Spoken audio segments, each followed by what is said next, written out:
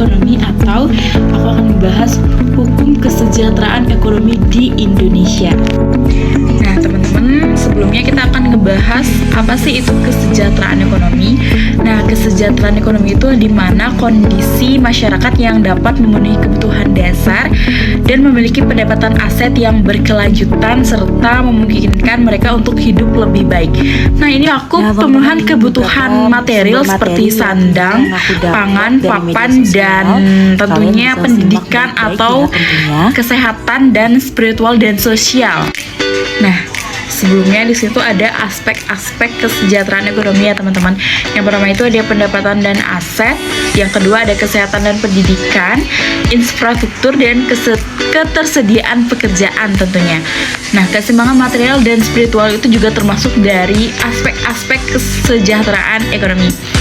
Oke, baik, selanjutnya aku akan ngasih tahu ke kalian beberapa materi yang aku dapat dari media sosial.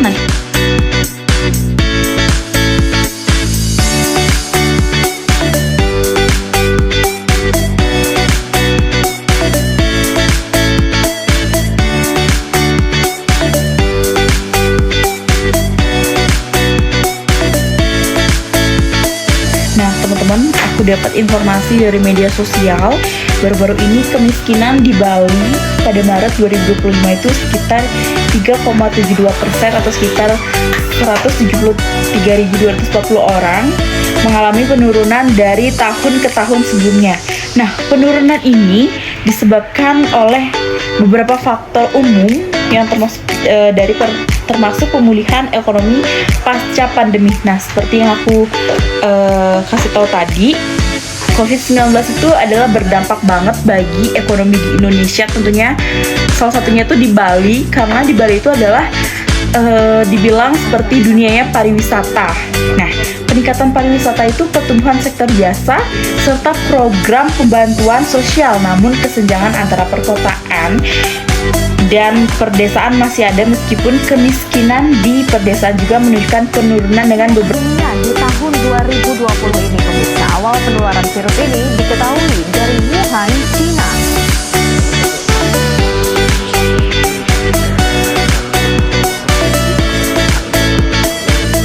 Menteri Keuangan Sri Mulyani mengakui dampak pandemi COVID-19 di tingkat global dan domestik akan mengancam pertumbuhan ekonomi domestik. Tahun ini, Indonesia diperkirakan akan memasuki masa resesi yang terburuk sejak krisis moneter tahun 98 lalu.